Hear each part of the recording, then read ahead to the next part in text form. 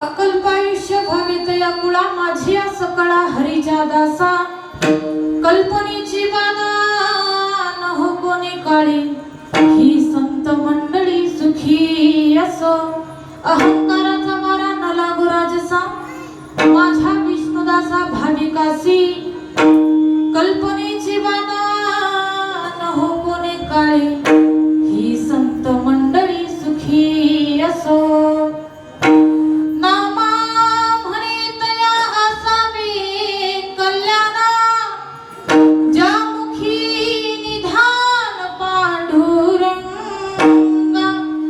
कल्पनेची बाधा न हो कोणी काळी ही संत मंडळी सुखी असो यंत प्रविश मम वाचमिमां प्रसुप्तां संजीवयत् खिल शक्तिधर स्वधाम अन्यौश्च हस्तचरणा श्रवणत्वगाध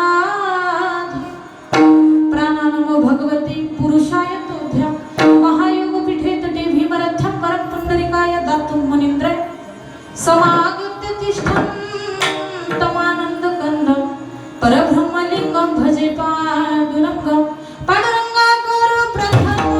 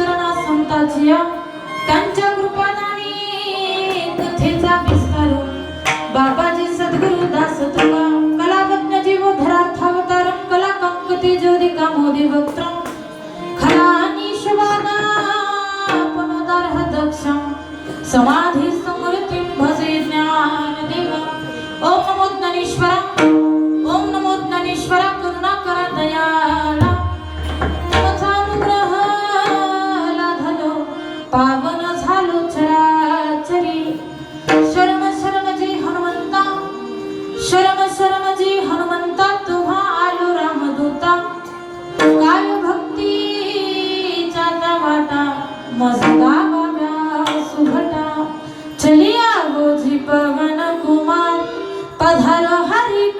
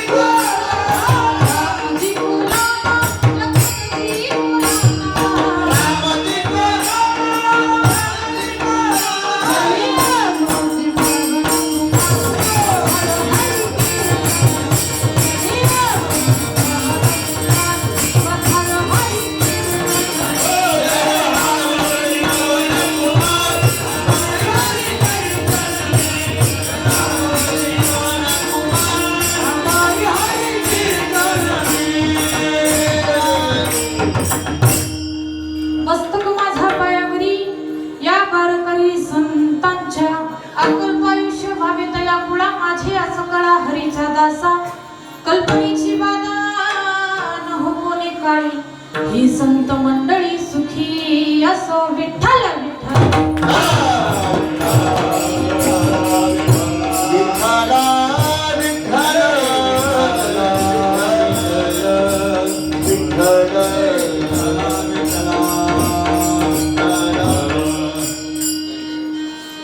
प्रस्तुत प्राप्त प्रसंगी प्राप्त स्थळी कीर्तन रूपी सेवगिरीला निवडलेला अभंग अखिल कोट ब्रह्मांड नायक पंढरीश पांडुरंग परमात्मा आणि त्या पांडुरंग परमात्म्याचे लाडके लढीवाळ भक्त,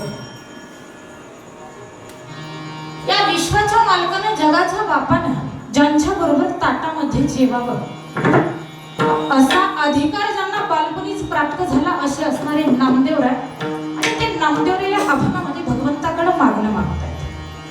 भगवंताकडे मागणं मागतायत. संसारामधला जीव भगवंताकडे मागणं मागतो त्याचं मागणं वेगळं आहे, परंतु आमचे साधू संत महात्मे भगवंताकडे मागणं मागतात ते मागणं वेगळं.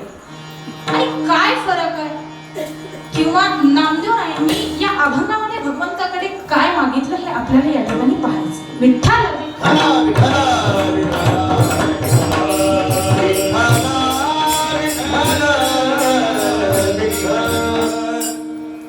कार्यक्रमाला सुरुवात करण्यापूर्वी अल्पसा परिहार देणं किंवा या ठिकाणी वक्त्याचं आद्य कर्तव्य आहे किंवा कार्यक्रमाचा नियम दंडक मानला जातो. तर या ठिकाणी आदरणीय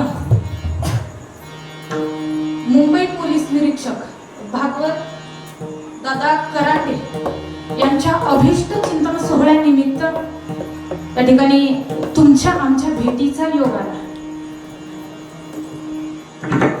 त्यांनी सांगितलं ताई की आमच्या गावकऱ्यांची अशी इच्छा आहे की आता मी समाजसेवा करण्यासाठी तत्पर आहे आणि मी समाजसेवा करत असताना आता मी माझ्या स्वतःच्या पायावरती उभा आहे आणि हे सगळं पाहिल्याच्या नंतर गावकरी मंडळी जे आहे सर्वांचा आग्रह आहे की आता जो माझा येणारा अभिष्ट चिंतन सोहळा आहे तो थोडा वेगळा काहीसा थाटामाटात साजरा व्हावा. आणि मग थाटामाटात साजरा करायला तरुण मुलं दुसरंही काही करू शकतात. हा, दुसरीही साधनं भरपूर आम्हाला पाहायला मिळतात. काय दुसरी साधनं आहे? थाटामाटात वाढदिवस साजरा करायचा म्हटलं की तरुण मुलं काय करतात? डीजे बोलवतात किंवा कुठला वेगळा विचित्र कार्यक्रम ठेवतात. परंतु या ठिकाणी दादांच्या मनामध्ये इच्छा निर्माण झाली. आणखी एक गोष्ट, ज्यावेळी त्यांचा आमचा कॉन्टॅक्ट झाला त्यावेळी त्यांनी आणखी एक गोष्ट सांगितली. ताई म्हणे आमच्या गावामधला असा एकही माणूस सापडणार नाही. प्रत्येक माणूस म्हणजे प्रत्येक माणूस हा शाकाहारी आहे. शुद्ध शाकाहारी आमच्या गावातला प्रत्येक माणूस आहे. आणि हे जर पाहायला गेलं तर फार कमी भागात असं पाहायला मिळतं. खरोखरच तुमचं काहीतरी भाग्य असं तुम्हाला तुमचं गाव लाभलं आणि फार सुंदर. आणि म्हणूनच भागवत दादा यांच्या अभिष्ट चिंतन सोहळ्यानिमित्त तुमच्या आमच्या भेटीचा योग या ठिकाणी प्राप्त झाला. त्यामुळं भागवत दादा यांना तुम्हा सर्व गावकरी मंडळींच्या तर्फे माझ्या वतीनं या ठिकाणी अभिष्ट चिंतन सोहळ्याच्या हार्दिक हार्दिक शुभेच्छा. त्याचप्रमाणे या ठिकाणी माझ्या माऊली ज्ञानोबायांच्या चरणी अशी प्रार्थना करेन, जगद्गुरु तुकोबारायांच्या चरणी प्रार्थना करेन, भगवान पांडुरंग परमात्म्याच्या चरणी प्रार्थना करेन की देवा त्यांचं आयुष्य आता मार्गी लागलंय, त्यांच्या आयुष्यामध्ये कुठल्याच प्रकारचं संकट येऊ देऊ नको. आणि जरी संकट आलं तर त्याला सामोरं जाण्याचं बळ त्यांच्यामध्ये दे, अशी प्रार्थना या ठिकाणी भगवंताच्या चरणी करेन. आणि या ठिकाणी कीर्तन रूपी सेवेला सुरुवात करेन. विठ्ठल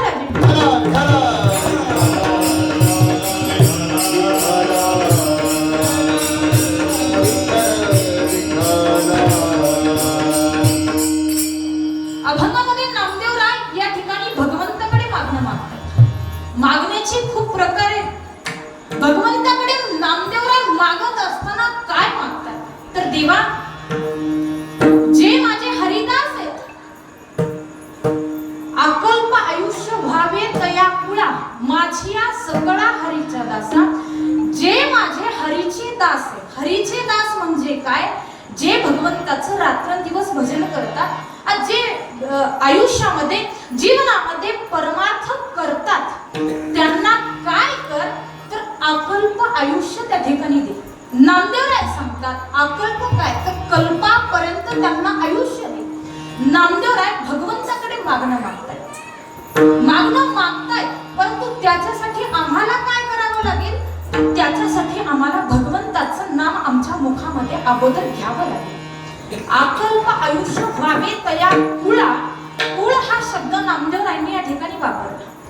कुळामध्ये एक जरी पुत्र चांगला जन्माला आला तर अख्ख्या कुळाचा उद्धार त्या ठिकाणी होतो. एक जरी हरीचा दास त्या ठिकाणी कुळामध्ये जन्माला आला तर त्या ठिकाणी संपूर्ण कुळाचा उद्धार होतो. आणि एक जरी नास्तिक पुत्र कुळामध्ये जन्माला आला तर अख्ख्या त्या कुळाचा उद्ध्वस्त झाल्याशिवाय राहत नाही. म्हणून या ठिकाणी नामदेवराय फार सुंदर वर्णन करतात. वर्णन करत असताना या ठिकाणी आम्हाला काही शिकण्यासारखंही नामदेवरायांनी सांगावं. काय सांगावं? तर या ठिकाणी अगोदर आम्हाला हरीचा दास व्हावं लागेल. हरीचा दास आम्हाला व्हायचं, त्याच्यासाठी आम्हाला काय करावं लागेल? त्याच्यासाठी आम्हाला भगवंताचं नाम मुखामध्ये घ्यावं लागेल. भगवंताचं नाम मुखामध्ये आम्ही घेऊ, पण ते भगवंताचं नाम आम्ही आमच्या मुखामध्ये घेतल्याच्या नंतर त्याच्यापासून आमचा फायदा होईल.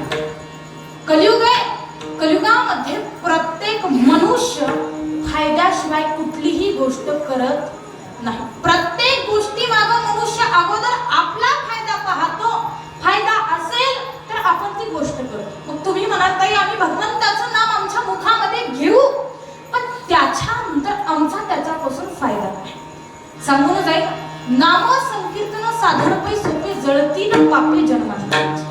भगवंताचं नाम मुखामध्ये घेतलं, एका जन्मातलं नाही तुमच्या अनंत जन्मातलं पाप नाहीस झाल्याशिवाय राहणार नाही. त्याच्यासाठी काय करावं लागेल? भगवंताचं नाम मुखामध्ये घ्यावं लागेल.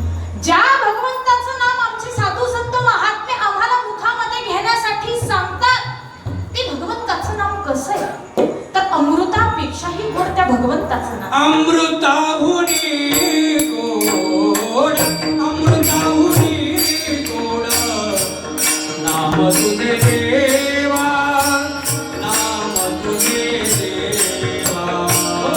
अमृताहुनी गोड, अमृताहुनी गोड नाम तुझे देवा, नाम तुझे देवा.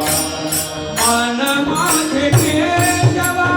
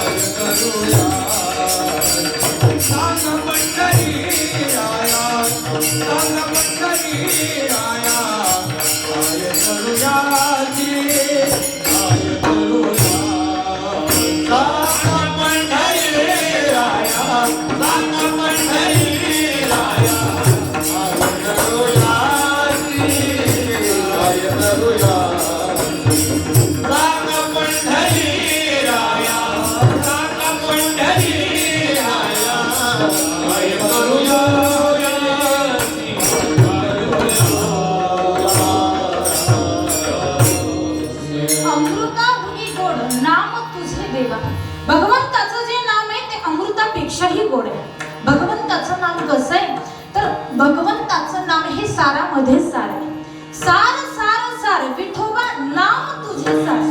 जे भगवंताचं नाम साधू संत महात्मे आम्हाला आमच्या मुखामध्ये घेण्यासाठी सांगतात, ते भगवंताचं नाम कसं आहे? तर या भूमीवरती, या भूतलावरती सगळ्यात मोठं जर काय असेल तर ते म्हणजे गगन आहे. आणि त्या गगनापेक्षाही मोठं जर काय असेल तर ते म्हणजे आमच्या भगवंताचं नाव आहे. ज्ञानदेव पुसे निवृत्तीसी जाड, गगनाहुनी वाढ नाम आहे. गगनाहुनी वाढ नाम आहे. गगनाहुनी वाढ नाम आहे. ज्ञानदेव पुसे निवृत्तीसी जाड, गगनाहुनी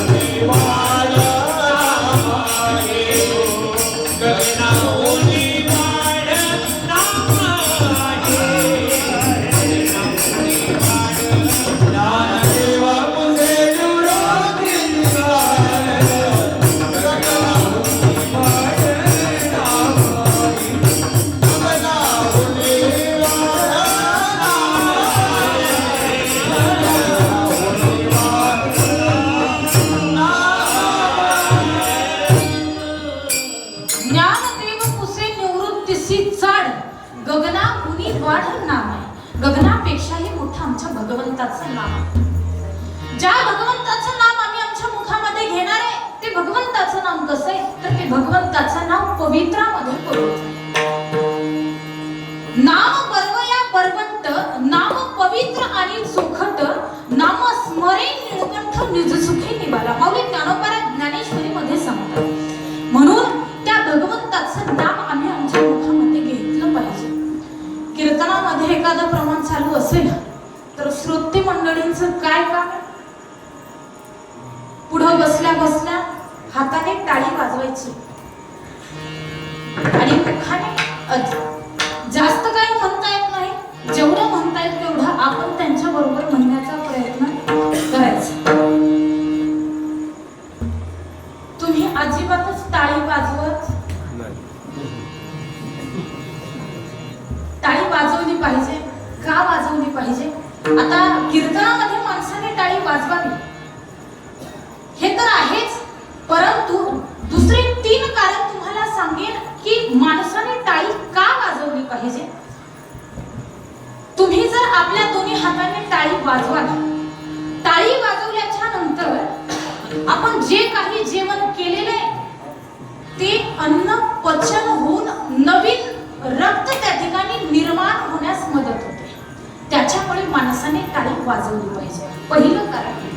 दुसरं कारण काय? माणसाने टाळी का वाजवावी? सध्या एक आजार आपल्याला फार प्रमाणामध्ये पाहायला मिळतोय, तो म्हणजे अटॅक. आणि अटॅक फार प्रमाणात वाढलाय. तुम्हाला जर वाटत असेल की अशा आजाराला आम्हाला सामोरं जायचं नाही, म्हणून माणसाने कमीत कमी दिवसामध्ये 10 मिनिट तरी टाळी वाजवावी.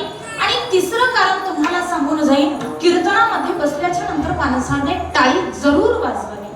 का वाजवावी? तर आपल्या शेजारचा झोपू नाही म्हणून कमीत कमी माणसाने टाळी. मग आता वाजवणार का? विठ्ठल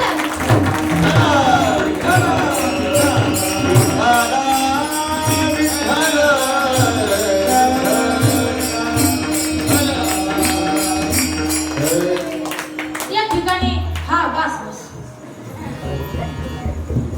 अगोदर आम्हाला हरीचा दास व्हावं लागेल. हरीचं दास होण्यासाठी काय करावं लागेल? भगवंताचं नाम आम्हाला आमच्या मुखामध्ये घ्यावं लागेल. भगवंताचं नाम आम्ही आमच्या मुखामध्ये घेऊ, परमार्थ करू आणि हे सगळं केल्याच्या नंतर त्या ठिकाणी आम्ही हरीचा दास होऊ. हरीचा दास आम्ही होऊ. आमचे साधू संत महात्मे रात्रंदिवस देवाचं भजन. महिला मंडळांचा तो आवडता विषय. कुठं गेला तरी आमच्या गप्पा सरात.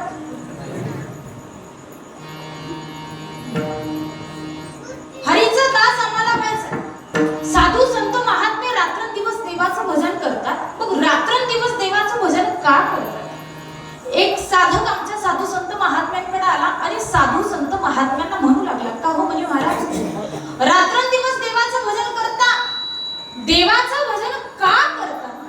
त्यावेळी आमच्या साधू संत महात्म्यांनी त्या साधकाला उत्तर दिलं, म्हणे बाबा, रात्रंदिवस आम्ही देवाचं भजन करतो त्याचं कारण आहे ते आमच्या वाणीला लागलेलं वळण आहे. पडिले वळण इंद्रिया सकळ. आमच्या त्या ठिकाणी इंद्रियाला लागलेलं ते वळण आहे किंवा तो आमचा मूळ स्वभाव. आमच्या साधू संत महात्म्यांनी आम्हाला उत्तर द्यावं की भगवंताचं नाम आम्ही आमच्या मुखामध्ये घेतो, तो आमचा स्वभाव आहे. आणि या ठिकाणी प्रत्येकाचा ज्याचा त्याचा वेगवेगळा स्वभाव असतो. प्रत्येकाचा इथं बसलेल्यापैकी कोणाचा खोटं बोलण्याचा स्वभाव असेल, कोणाचा सारखा रडण्याचा स्वभाव असेल, कोणाचा सारखा हसण्याचा स्वभाव असेल. प्रत्येकाचा ज्याचा त्याचा स्वभाव आणि तो मूळ स्वभाव माणसाचा काही केल्या जात नाही. काही करा, जो माणसाचा मूळ स्वभाव आहे तो कधी बदलत नाही. आधी होती दासी पटराणी गेली तीसी. आधी होती दासी पटराणी गेली तीसी. तिचे हिंडणे राहिला मूळ स्वभाव. तिचे हिंडणे राहिला मूळ स्वभाव. तिचे हिंडणे राहिला मूळ स्वभाव. तिचे हिंडणे राहिला मूळ स्वभाव.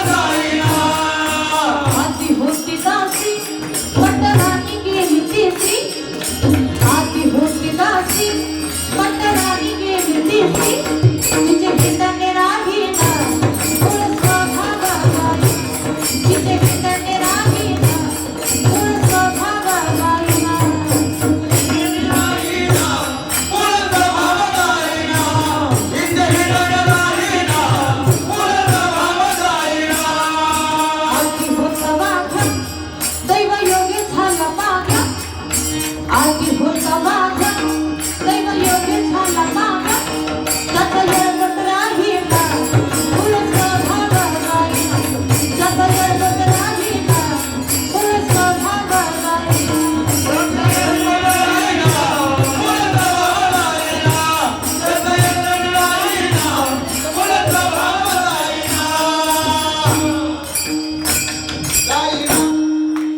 आधी होती दासी पट्टराणी गेली तीसी तिचे हितने राहिला मूळ स्वभाव जायला माणसाचा मूळ स्वभाव काही केला जात नाही मग आमचे साधू संत महात्मे भगवंताचं नाव रात्रंदिवस मुखामध्ये घेतात तो त्यांचा मूळ स्वभाव आहे आणि म्हणून आमच्या साधू संत महात्म्यांनी आम्हाला सुद्धा सांगावं की भगवंताचं नाम मुखामध्ये घ्या का भगवंताचं नाम आम्ही मुखामध्ये घेतलं तर आमचा उद्धार आहे आणि त्या भगवंताचं नाम आम्ही आमच्या मुखामध्ये नाही घेतलं तर त्याचा परिणाम काय होतो आमचे नाथ महाराज सांगतात नामाविना मुख सर्वते देविना नामाविना मुख सर्वते देविना नामाविना मुख सर्वते देविना नामाविना मुख सर्वते देविना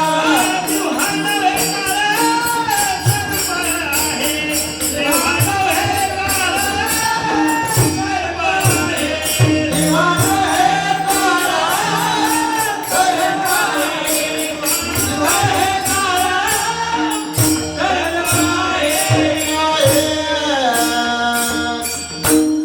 हे जरी नाही काढलं तरी दुसरं येईल